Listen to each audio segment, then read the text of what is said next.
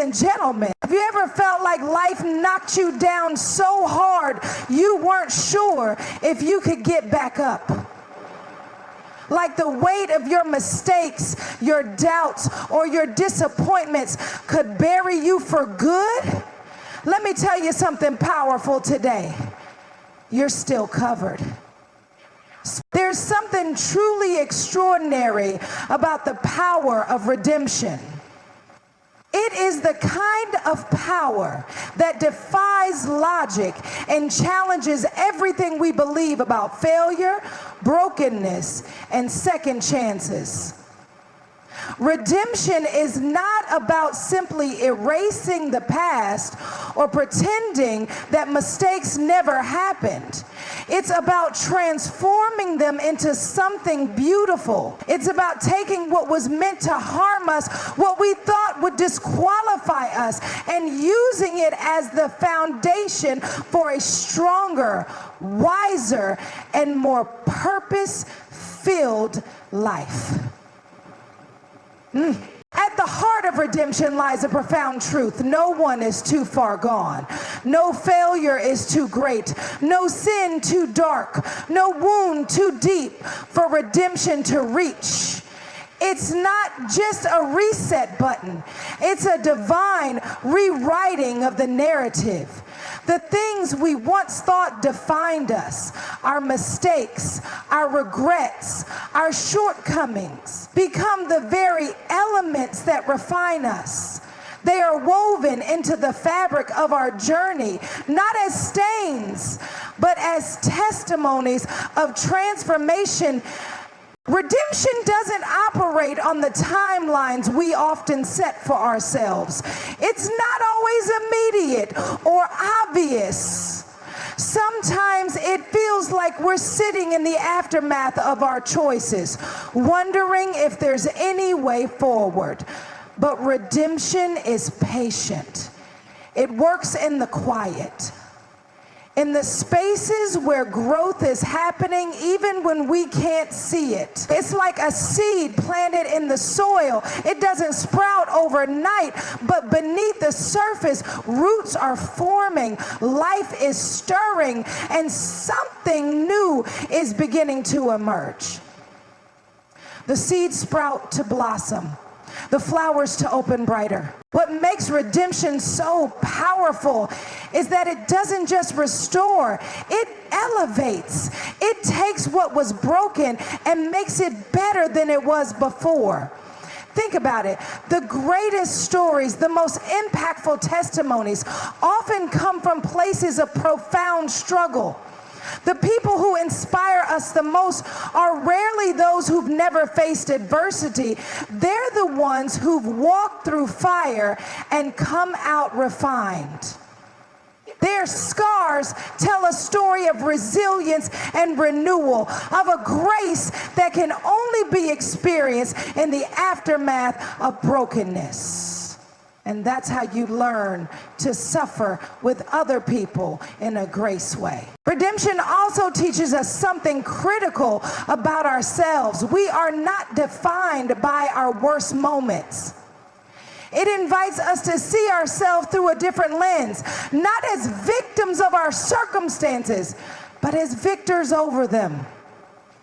It challenges us to let go of shame and step into the truth that our worth is not diminished by our failures. In fact, it is in those very failures that we often discover strength we didn't know we had, a capacity for growth we never imagined, and a depth of character that can only come through trial. What's going on, man? When redemption touches our lives, it doesn't just change us, it ripples outward. It impacts the way we love, the way we forgive, and the way we extend grace to others. It reminds us that if we have been redeemed, we have an obligation to be vessels of that same grace, showing others that no matter where they are or what they've done, they too can experience the transformative power of redemption. It's not just a gift, it's a calling. Pain is a part of life that no one escapes. It's unavoidable, uninvited, and often overwhelming. Yet there is something profound and mysterious about pain. It has a purpose. This isn't to say that pain itself is good or that we should seek it out, but within every trial, challenge, or heartbreak, there is a lesson, a growth opportunity, and a transformation waiting to happen. Pain has a way of shaping us, refining us, and revealing parts of ourselves we never knew existed. When we're in the middle of pain, it can feel meaningless. It's hard to see beyond the discomfort, the tears, or the heartbreak. But often it's in these moments of raw vulnerability that we are most open to change. Pain strips away our pretenses, the masks we wear, and the walls we build around our hearts. It forces us to confront things we might otherwise avoid, fears, insecurities, unresolved wounds, and pushes us toward a deeper understanding of ourselves and the world around us. Pain also has a way of redirecting us. Sometimes it's the wake-up call we didn't know we needed. It has a way of halting us in our tracks, making us reevaluate our priorities, our choices, and even our relationships. What we once thought was important can lose its significance when faced with hardship, and what we might have overlooked suddenly becomes crystal clear. In this way, pain serves as a guide, pointing us toward paths we might not have chosen, but are ultimately better for us. Jen, there's also a strength that emerges from enduring pain. It's not a strength that comes from denying or avoiding it, but from walking through it. Pain stretches our capacity for resilience, patience, and empathy. It teaches us how to endure, how to persist, and how to find hope even in the darkest moments.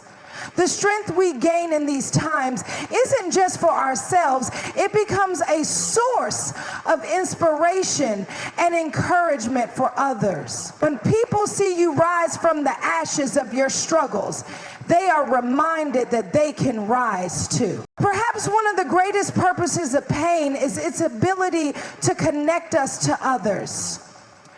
Shared pain has a way of breaking down barriers and building bridges. It fosters compassion and reminds us of our shared humanity. When we've been through something difficult, we're better equipped to extend grace to others who are struggling. Pain gives us the capacity to say, I see you. I've been there. You're not alone. It allows us to be conduits of healing and hope in a way that is deeply meaningful and impactful. Finally, pain often precedes transformation. It's the crucible through which we are refined and reshaped. Think of how a caterpillar must struggle in its cocoon before emerging as a butterfly. That struggle is not wasted. It's what gives the butterfly its strength to fly. In the same way, our pain, while difficult and uncomfortable, is often the birthplace of our greatest growth, strength, and purpose. Unshakable love is a force that transcends circumstances, failures, and fears. It's a love that doesn't waver when things get difficult, a love that doesn't walk away when we make mistakes, and a love that doesn't shrink back when we feel unworthy.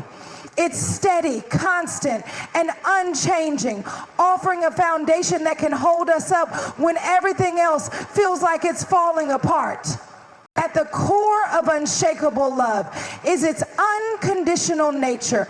It's not based on what we do, how well we perform, or whether we meet certain expectations. It's a love that exists simply because we are who we are. This kind of love doesn't come with a checklist or prerequisites. It isn't something we earn. It's something we are given freely. And because it isn't earned, it can't be taken away. It remains steadfast, even in our worst moments. An Unshakable love doesn't deny or ignore our flaws. It sees them fully and loves us anyway. It meets us in the mess, in the places we'd rather hide, and whispers, "You are still worthy." It's the kind of love that speaks louder than shame and silences the voice of self-doubt. It reminds us that our value is not tied to our past, our failures, or the opinions of others. Instead, it's rooted in something far deeper, our inherent worth. This kind of love is also transformative. When we truly experience unshakable love, it changes us. It softens the hard edges of our hearts and makes room for healing and growth. It gives us the courage to face our fears and the strength to rise above our struggles. It calls us higher, not by demanding perfection, but by reminding us that we are already enough. In the presence of unshakable love, we begin to see ourselves the way we are meant to be seen, not as broken or inadequate, but as whole and cherished, and looking so much more beautiful than the lie that causes us much pain. Unshakable love is also resilient. It withstands the test of time, the weight of trials, and the challenges that life inevitably brings. It doesn't falter in the face of disappointment or withdraw when things don't go as planned. Instead, it presses in closer, offering comfort, support, and reassurance. It's the kind of love that holds us steady when the storms of life rage, anchoring us when we feel like we're drifting away. Finally, unshakable love has a ripple effect. When we experience it, we are compelled to share it with others. It teaches us how to love more deeply, forgive more freely, and extend grace more generously. It shows us that love isn't just a feeling, it's an action, a commitment, and a choice. By living out this love, we become vessels of hope and light, showing others that they too are deserving of a love that never fails and never gives up. Unshakable love is more than a sentiment. It's a lifeline, a promise, and a reflection of something far greater than ourselves. It's a love that reminds us no matter what, we are always held, always seen, and always cared for. Faith is often described as a shield, a covering that protects us as we navigate the uncertainties and challenges of life. It's not the absence of difficulty, nor is it a guarantee that we won't face storms. Instead, faith is what sustains us in those storms, a covering that shelters us even when the winds are howling and the waves threaten to pull us under. It doesn't eliminate the chaos, but offers assurance that we are not alone within it. This covering of faith is not always something we feel tangibly, especially in moments of doubt or despair. There are times when it feels like we're standing exposed, vulnerable to the elements, but faith is not dependent on our feelings. It operates beyond what we can see or perceive, anchoring us to something greater than ourselves. It's the quiet certainty that even when everything around us is shaking, there is a foundation that cannot be moved. Faith also acts as a covering by giving us perspective. When life feels overwhelming, faith lifts our eyes beyond our immediate circumstances. It reminds us that what we see is not all there is. There's a bigger picture, a greater plan unfolding even when it's unclear to us. This perspective doesn't minimize the weight of what we're going through, but it does offer hope, a light at the end of the tunnel, a reminder that darkness doesn't last forever. One of the most profound aspects of the covering of faith is its ability to provide peace in the midst of chaos. There's a calm that comes from knowing we're not navigating life's difficulties on our own. Faith reassures us that there's a strength working on our behalf, a source of comfort and guidance that is steadfast and unyielding. This peace doesn't make sense to the outside world. It's the kind that defies logic, allowing us to stand firm even when everything around us feels unstable. Faith as a covering also builds resilience. It doesn't prevent us from facing hardships, but it equips us to endure them. It teaches us to trust, to lean into something greater than our own understanding. Each challenge we overcome strengthens our belief in the covering of faith, creating a cycle of trust and growth. Over time, we learn that even when things don't go as we planned, we are still covered, protected in ways we might not fully comprehend until later. Perhaps one of the most beautiful elements of the covering of faith is its inclusivity.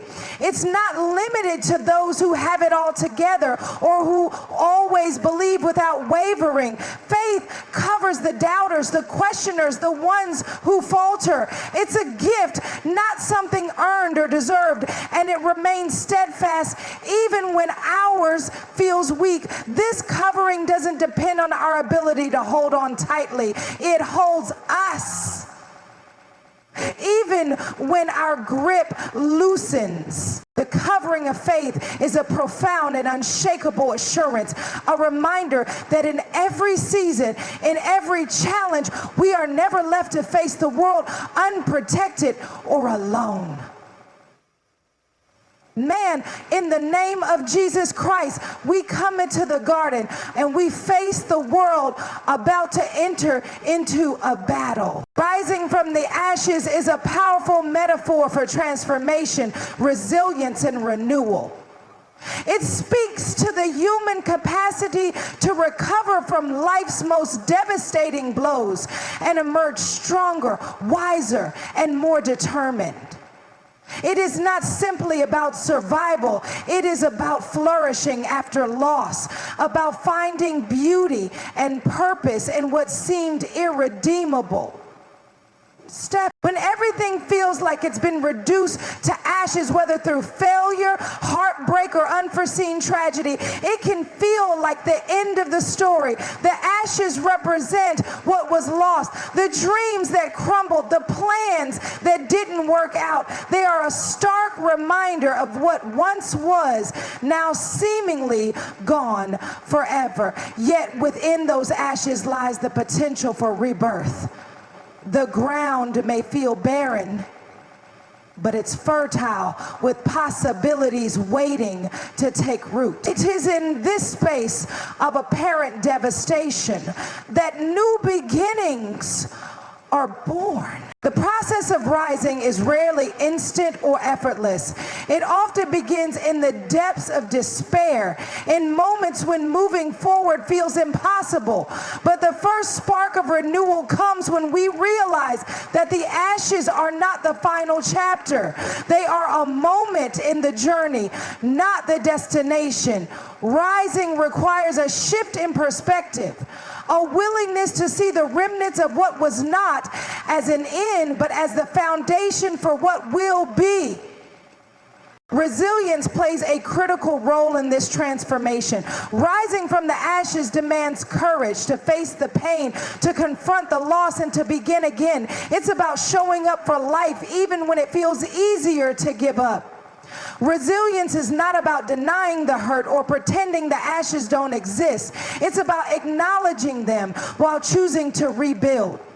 Each step forward, no matter how small, becomes an act of defiance against the forces that tried to break us. Transformation in this context is not just about returning to who we were before the fire. It's about becoming something new, something greater. The ashes are not wasted. They hold the lessons, the growth, and the wisdom that come from enduring the flames. Rising means allowing those experiences to shape us in ways that prepare us for greater things. It's about taking what was meant to destroy us and using it to build a foundation so strong that we can withstand whatever comes next.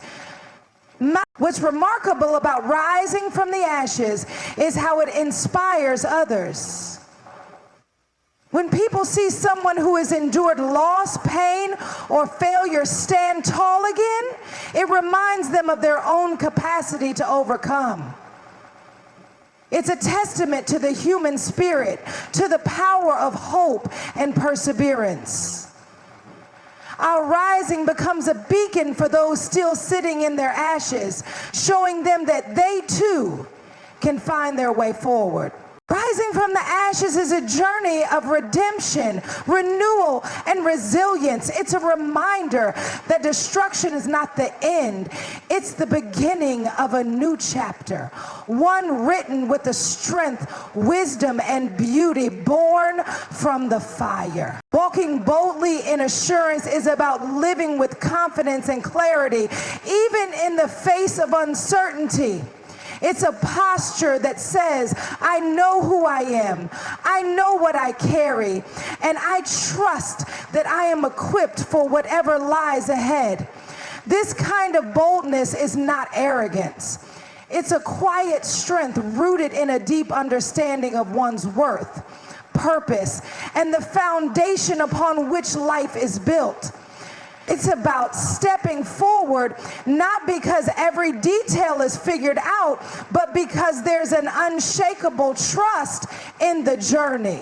True assurance comes from knowing that your identity is not defined by external circumstances. It doesn't waver with the highs and lows of life, the opinions of others, or even your own doubts. Instead, it's anchored in something deeper, something unchanging. When you walk in that assurance, you carry yourself differently. You stop seeking validation from the world around you because you know that your worth is already established.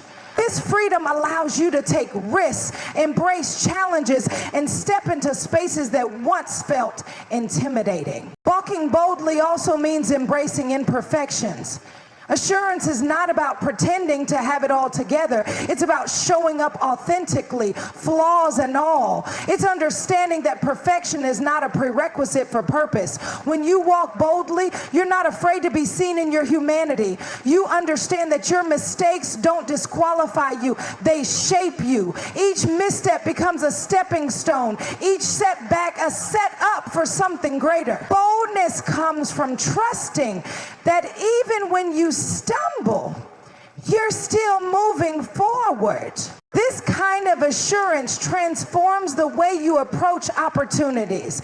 Instead of shrinking back in fear or second-guessing your abilities, you step forward with faith. You recognize that doors open not because of luck, but because you're prepared to walk through them. Even when you feel unqualified, assurance reminds you that you're not walking alone. There's a greater force working on your behalf, equipping you with everything you need to succeed. Boldness isn't about having all the answers. It's about trusting that you'll find them along the way. When you walk boldly in assurance, you become a source of inspiration to others. People are drawn to confidence, not because it's flashy or loud, but because it's real. They see your courage and are reminded of their own. Your willingness to take steps of faith, even when the path isn't clear, gives others permission to do the same. Assurance isn't just a gift for yourself, it's a gift to those around you.